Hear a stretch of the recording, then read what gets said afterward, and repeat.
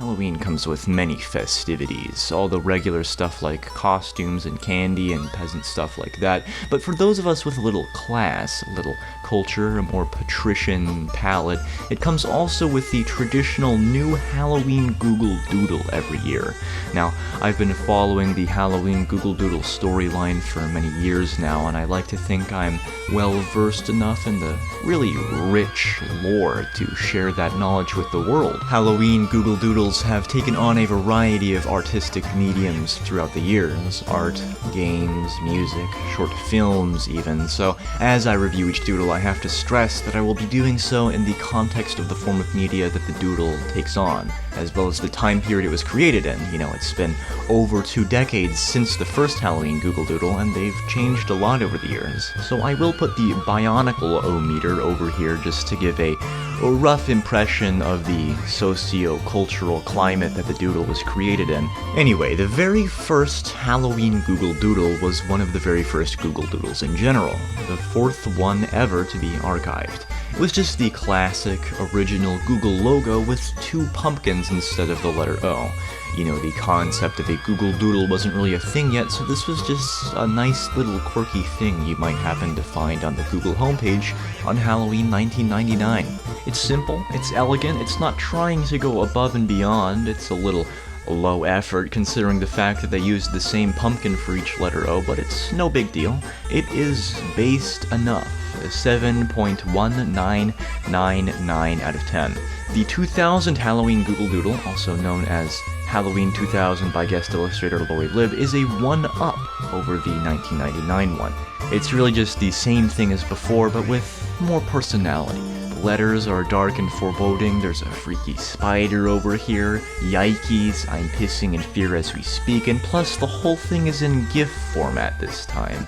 It is true that this doodle bests the previous one on every front, but at the same time, a better version of the previous doodle is all it is. I would have liked to see a little more originality, plus when you put featuring a guest illustrator in the title, you're hyping it up for me. I expect more from you that way, so this is getting a 6.2000 out of 10 from me, which is just 6.2. So in 2001, Google apparently decided to cheap out because there's no guest illustrator this time, or probably any illustrator at all. This just looks like clip art to me. It is a plus that this isn't just the word Google with the letters O replaced with pumpkins like the past two, but this isn't exactly the pinnacle of creativity either. Most of the early Google Doodles looked like this, as in just the original Google logo, but somebody put clip art on it. That doesn't excuse this, though. I expect each Halloween Google Doodle to top the last, and Halloween as a holiday is unique in the Google Doodle fandom for this reason. For the most part, it would go on to do just that, so seeing a drop in quality like this in the earlier days is just embarrassing. 2.001.9.11 out of 10. The 2002 Halloween Google Doodle is mostly also clip art, but this time it is much better executed. There is a pumpkin instead of an O as a tradition by this point, but now we've got a nice earth landscape to ground the artistic composition. There's a house in the background, which is one of my personal fears. There's some birds here, which is one of the most terrifying things I can imagine. This piece really stands out to me though because in the Halloween spirit it conveys a deeper, more subtle reminder of our own mortality and how our life and accomplishments mean nothing in the grand cosmic sense. As you can see, this colossal celestial object in the background is far too large to depict the moon, so this Google Doodle seems to be depicting a scenario in which some astronomical entity has become ensnared in the Earth's gravitational field and has come crashing down to collide with the Earth, wreaking cosmic Armageddon and permanently sterilizing all life on the planet, wiping out the helpless human race like the dinosaurs before us. It does seem like a little heavy subject matter for a Google Doodle, but it is fitting for Halloween, and I commend the creative courage it takes to express this primal horror through the medium of a Google Doodle. 8.2002 out of 10. The Halloween 2003 Google Doodle is similar to the 2002 one in general color composition and with the use of clip art. This time the letter E is replaced with a pumpkin instead of O, but this doesn't really register as an E to me. This tree doesn't pass off as the letter L either. In fact, with this fog in front of the G, it looks at first glance more like it says cog.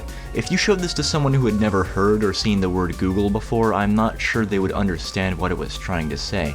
It doesn't really top the previous doodle, but it's not much of a step down either. I mean, it's just clip art. 5.2003 out of 10.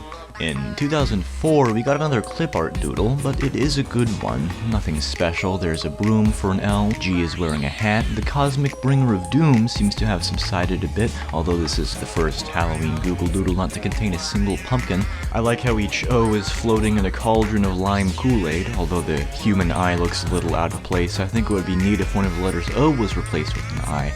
Altogether a fine doodle, not a great improvement, but acceptable. A 5.2004 out of 10. The 2005 doodle is disappointing. It's too cluttered, there's too much going on, there's bats flying right above bats that aren't flying, the letter L is replaced with this miraculous landform that looks nothing like the letter L. Satan is here in the middle of it doing something. I can't tell if they're missing a hand or if that's supposed to be a hat and they're missing an entire arm. I just don't know what I'm looking at here. The 1999 doodle only had 2 of the same pumpkin, and it was better than this because it knew how to stick to one theme. Why is the letter O colored to look like the flag of Poland? 2.2006 out of 10. Now, the Halloween Google Doodle in 2006 is a great improvement. The composition of the piece is much less cluttered and it sticks to a single central idea. And compared to 2005, it's really night and day. Except they're both night because it's supposed to be Halloween. Anyway, the main idea behind this piece seems to be a mummy theme, which is done pretty well, but I'm kind of confused as to why the hand doesn't have any wrapping on it. I assumed that it was supposed to be the wrapping from the hand that had come off onto the letters, but I would think the hand would still be partially wrapped. Maybe it's supposed to be the letters that have been wrapped for some other reason, and this is just the hand of some unrelated deceased individual, but if that's the case, why is one single tendril of paper curled over one of the fingers? The world building for this doodle just falls apart when you think about it, which is a shame because the Halloween Google Doodles had finally been building up some good lore at this point. We can see that the recurring character of the cosmic planet killer in the background of this one has turned white, obviously symbolizing old age and suggesting that it might pass away before reaching the planet. This is some serious plot development, so having plot holes like this in the rest of the doodle is extra irritating. Anyway, I like how parts of each O are grafted onto each other. It's a really nice touch. 6.2006 out of 10. With 2007, we finally get another Google Doodle that isn't just clip art, and it looks great. I love the drawing style. It is a bit cluttered, but I think that's what they were going for. Almost every letter has something unique going on with it. 3 of them are ghastly specters, O is a vampire or something, the letter G is being personified in a painting, which is undoubtedly a callback to 2004, so watching the G subplot is starting to get interesting. This raises a whole host of questions. Where did the hat go? G has been shown to wear hats in the past, so why isn't G wearing a hat now? Will G wear a hat in the next Google Doodle? These mysteries are what keeps things exciting in the Halloween Google Doodle saga, so a strong 7.2004 out of 10 for this one, maybe up to a light 7.2005. Now, Halloween 2008 designed by Wes Craven is what I call a Google Doodle. There's a guest illustrator once again, but this time the doodle actually lives up to the hype. It's not a GIF this time, but it is an extremely detailed piece of art. This piece gives off a very sinister vibe, which is unusual in a good way. One of the letters O is replaced with a pumpkin, as standard practice, but the other O is replaced with a cheese grater or something. Altogether, this is the quintessential Halloween Google Doodle. It doesn't do anything out of the ordinary, but it doesn't need to. It's just a well-done picture. 7.2009 out of 10, but one of the zeros is replaced with a pumpkin. Unfortunately, the 2009 Halloween Google Doodle does not live up to the series at all. This is worse than the clip art doodles. In terms of pumpkin quantity, even the 1999 one was better. You could think of it as a filler episode, but it seems more likely that Google just forgot to make a doodle that year until October 30th, so they just opened up MS Paint and did the best they could in 30 minutes. I'll give it a 1.20009 out of 10. It probably should be a nothing out of 10. I'm just giving it any points at all out of pity. Now in 2010, they went above and beyond because they didn't make a Halloween Google Doodle at all. They made a Halloween doodle. I don't see the word Google in this picture anywhere. What am I looking at right now? What does this have to do with Google? This is just a Halloween picture. If you wanted to draw a Halloween picture, just draw a Halloween picture. The point of a Google Doodle is to be a doodle of the word Google. This is something I'd expect to see on the back of a Lucky Charms box, not the Google front page. This doesn't even connect to the previously established Google Doodle lore. What happened to the letter G? What happened to that planet that was supposed to kill everything? Is this some kind of spin-off? Why is Scooby-Doo here? Is this a crossover? None of these characters ever show up again. This isn't a Halloween Google Doodle. This is a disgrace. 0.2. 2011 picks it back up again, don't worry. Instead of replacing an O with a pumpkin, this time they replaced all of the letters with pumpkins. This is also not a doodle, by the way. It's a cute little YouTube video. How nice of them. Did you know YouTube is owned by Google? Maybe not in 2011. Anyway, the video features lots of kooky characters, such as Minecraft Steve, some construction workers, I think, and staff. It also came along with a blog post that contained lots of words that I do not care about whatsoever. It is a nice reprieve to see they've begun to drift away from simple pictures and GIFs and into multimedia territory, though. At the time it was created, this was probably the most creative Google Doodle around. I'll say 8.2011 out of 10.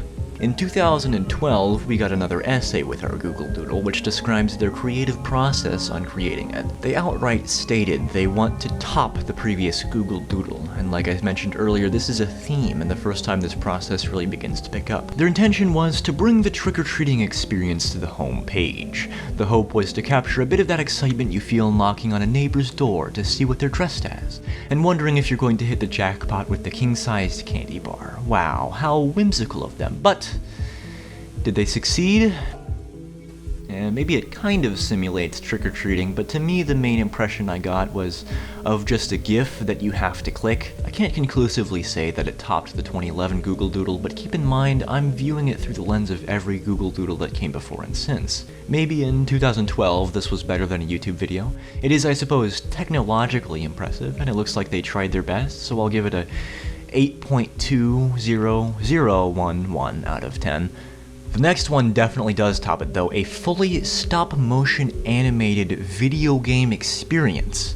And when I say fully stop-motion animated, I mean not fully stop-motion animated, it's just this one part. Also not sure if I can call it a game either. You have 6 different activities, which are not exactly tests of skill and prowess, and more just clicking things and watching them move. The closest thing to a game here is probably Whack-A-Mole. They kind of remind me of WarioWare microgames, to be honest, although without Wario. The recurring character of that meteorite is here too, getting some character development. It turns out that ghosts do something in relation to it. I'm not really sure what it is they're doing, but it's something. Anyway, this doodle is great. The stop motion is great. I love how you choose each game.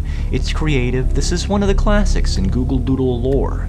8.2101 out of 10. So since the last doodle was halfway between a regular doodle and a game, the next one should be a full game. No, it's a regular GIF Google Doodle, except that there are 6 of them, and if you click on it or refresh the page, you get a random different one, and if you click on it again, it Googles the word Halloween. I guess you could call that interactivity. It is nice that we finally have an educational doodle on here, though. Imagine how many people there are out there who had no idea what Halloween was until that fateful day, October 31st, 2014, when they happened to click on this Google Doodle. Anyway, this doesn't count as having 6 doodles. I'm not giving 6 times the rating. That's cheating. It also bothers me that this is the fateful return of having guest illustrators, but yet, unlike Halloween 2000 by guest illustrator Lori Libb and Halloween 2008 designed by Wes Craven, they didn't put the names of the guest illustrators in the name. That's just disrespectful towards your illustrators. Proper practice in this situation would have been to fully credit your artists by naming the doodle Halloween 2014, designed by Marcus Magnuson and also designed by Olivia Hoynch and also designed by Taylor Price. Would that have been so hard? Anyway, this is a step backwards from the previous year, but judging it in a vacuum, it's not a bad doodle, and I feel a bit bad giving it such an unforgiving rating, but this was a dip in quality. 5.2010110 out of 10. 2015, it's back, baby. We are back in action and better than ever. The Global Candy Cup 2015 was the first time in Halloween Google Doodle history that Google finally began including themes of tribalism, racism, and war. That is what I like to see. This wasn't a doodle of the Google logo, this was more than that. This was a global event, and by global I mean part of the Americas, Western Europe, Sri Lanka, Thailand, the Philippines, and Japan. Anyway, 2015 was a turning point in Google Doodle history. 2015 was special. This is where the Halloween Google Doodle lore begins to pick up. Many of the characters that appear in subsequent doodles began here. I understand the Halloween Google Doodle fandom is a small one, and I'm sure the main reason for that is because the lore is too thick and difficult for newcomers to get into. So if you're looking to get into the fandom, I recommend starting in 2015. 2015 establishes a lot of world building. We have 4 witches here, who are each the leader of a Hogwarts house. Upon initiating the doodle, you are required to pledge your undying loyalty to one of 4 factions, which are each themed around one of the Google colors. The score you earned in the doodle contributed to the worldwide internet rankings for the faction you chose in a massive competition. Now, I wasn't alive in 2015, obviously, but my grandparents told me stories of how a radical militia allied with the Green faction actually captured their city and was forcing the civilians to either convert to the Green faction or, get executed. There were people being slaughtered in the streets. It's a very harrowing tale. Anyway, you collect candy by riding on a broomstick in the game. Lots of spooky ghosts and wacky creatures try to whack you off. Onto the ground, I mean, not sexually. Anyway, it's a basic single-button auto-scroller type game, but nobody actually cares about the gameplay. What matters is the lore. The world building here is fascinating. Each one of the witches that leads these 4 factions wears clothes and has hair and flesh that corresponds to the color of that faction, which is obviously an allegory for racism or possibly proselytizing time cube religious beliefs. Anyway, this is an interesting subject. Are these some kind of fantasy race? Have they dyed their flesh to be unnaturally saturated in some kind of intimidation practice? Also, does, for example, the Blue Witch just choose to only wear blue clothes all the time? Is it some kind of uniform? Is she required to wear them? If she tried to wear different color clothes, would they turn blue? These questions still have not been answered, but I wouldn't call it a plot hole. It's just up to audience interpretation. Now, we all know basic world history. The yellow faction won in the end, which is the team I chose. A fact that is on my resume and will be on my gravestone. The 2015 Halloween Google Doodle, which they don't even call a Google Doodle, is great. It's the foundation for everything that came after it. 9.20109999994 out of 10. The 2016 Halloween Google Doodle is also famous. Think of it like a spin-off to the 2015 one.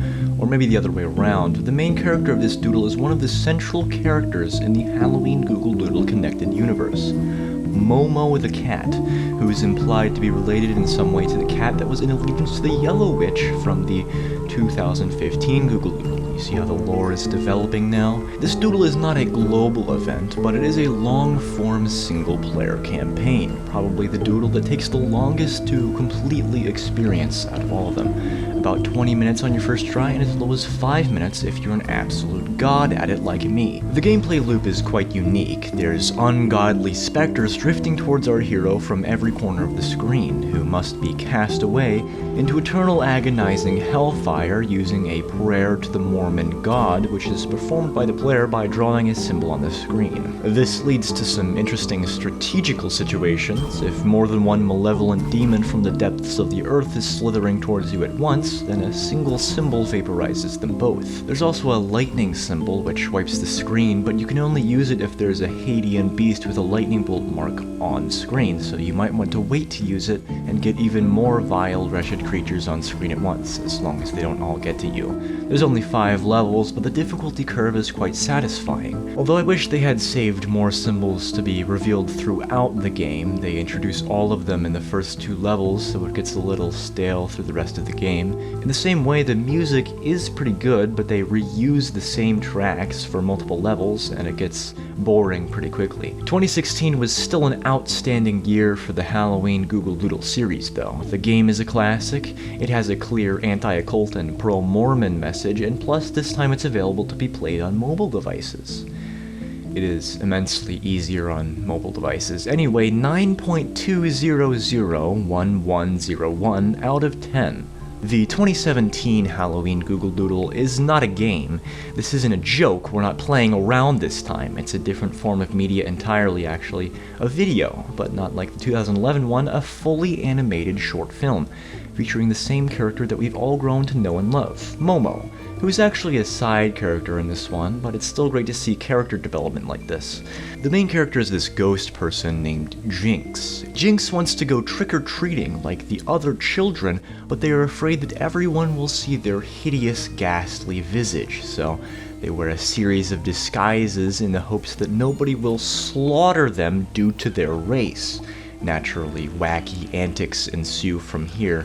Now, during the emotional climax of this film, Jinx is exposed naked in front of Momo and Momo's friends. With no clear path of escape and no chance of winning a battle to the death, Jinx's instinctual freeze response activates. But slowly, Jinx realizes that Momo has no ill intentions, and they walk off into the sunset together. Now, there is a lot to unpack here. If you're not versed in Halloween Google Doodle lore, the first assumption would be that Jinx was just shy for no reason. Jinx was embarrassed that Momo saw them. They just didn't want to scare anybody. What a message of self-positivity. Oh. However, if you played the previous Doodle, Momo spent that entire time slaughtering hundreds of the ghosts, vaporizing them instantly. Momo canonically has access to a spellbook that can summon Satan, the devil, Lucifer himself, and then proceeded to personally vanquish him. I would be afraid too. You understand now how the world building of each Google Doodle enriches the experience of the next one. Normally I don't appreciate the Google Doodles that are just videos because I don't care, but this is a great illustration of Momo's character arc. Over the course of only 2 years, we got introduced to Momo's heritage, to Momo's lifestyle, got a first-hand understanding of Momo's values and personality, and then we finally got to watch Momo choose love in the end. This is a great doodle though. I don't think it is better than the previous one since much of it was built upon the previous one, but it is a different form of media, and it's not to be skipped over. Although it looks like they forgot to color in the last frame. I guess the deadline came too soon, that's a shame. At 9.011010011010010111101 out of 10. Alright, I want to paint a picture for you here. Imagine my experience Halloween night 2018. And by Halloween night I mean 1 p.m. October 29th, it lasted for a few days. You go to Google, planning simply to search a Wikipedia list of shipwrecks in 1829, but instead, this graces your eyes. In 2018, the Battle Royale genre was gaining steam. Games like Fortnite, Apex Legends, and the Battlegrounds of PlayerUnknown were more popular than ever, and all the big companies wanted in on that craze. I would say it was surprising to me that Google was one of those companies, but once you see a Battle Royale of Tetris, nothing really phases you anymore. The Great Google Doodle was a full internet-connected, skill-based, massively multiplayer online synchronous video gamer experience. Jinx is not in this game, Momo is also not in it, unless this cat ghost is Momo, which would have a variety of implications for the afterlife in the Halloween Google Doodle universe. We don't need to get into that. However, the spider from the 2000 Halloween Doodle apparently returns in this one. What a callback there. Check out all these exclamation marks. Alright, so the plot of this game is that all these undead ghosts need to collect as many Pac-Man pellets as possible to, I guess, atone for their earthly sins as some kind of cosmic punishment, I assume. This is where those themes of race war return again too. You're automatically sorted into one of two colors, which are races for ghosts, and you're encouraged to steal from the other color. You're not actually encouraged to work with your team though. In fact, it indirectly benefits you if everyone else on your team gets less points as long as you're getting more than them. I assume that Google wanted to encourage teamwork by adding the buddy bonus, which just gives you free points if you go near another person on your team, which does not encourage teamwork whatsoever. It just makes the game unbalanced. It's very overpowered. As you get more points, the game rewards you with special abilities which allow you to acquire even more points and to more easily steal from others, in a subtle allegory for modern capitalism. At the start of each game, you get sorted into a random map, which was really fun at first when it started to explore all the maps for the first time and see how different they were, but turns out there's just 4. This is probably the biggest shortcoming the game has. There's just not enough of it. Playing through the same 4 maps over and over has gotten stale for me. It is a rewarding game to play, and I still actually play it unironically on a regular basis. There's still often people online playing the game still after all these years. Nevertheless, a hyper-intelligent AI is the only thing that can ever beat me at this game. Anyway, I am competitive level. It is basically an e-sport, and I am basically Jesus. It is my belief that in the years to come, once we live in a horrifying technological dystopia where the Google algorithm runs every aspect of our lives like it's WALL-E, the worth of a human life will be measured not by class or strength or wit, but instead by one's skill level at the Halloween 2018 Google Doodle. Anyway, even Google admits this doodle was a milestone. The closest thing to a multiplayer game we got before this was the 2015 Halloween Google Doodle, and the accompanying essay states that this was the first ever interactive game doodle powered by Google Cloud, which implies that there are going to be more after that first one, which there are. Loteria in 2019 was a multiplayer online Google Doodle. It was also entirely based on random chance, which means there's no point to making it online or even any way to tell whether it's online or not. Besides that one though, there's also nothing. That's the only online one they've made since. Cool. However, that does make Halloween 2018 all the more unique. Almost every Halloween Doodle for the past several years had been better than the last, and this is the culmination of all that. I truly wish this game had the recognition it deserves. At this point, it's way past a drawing of the letters G, O, O, G, L, and E. It's an esport. You want to play Connect 4? No. Mario Party? Disgusting. Fortnite W's? Shut up! Halloween 2018 Google Doodle, baby.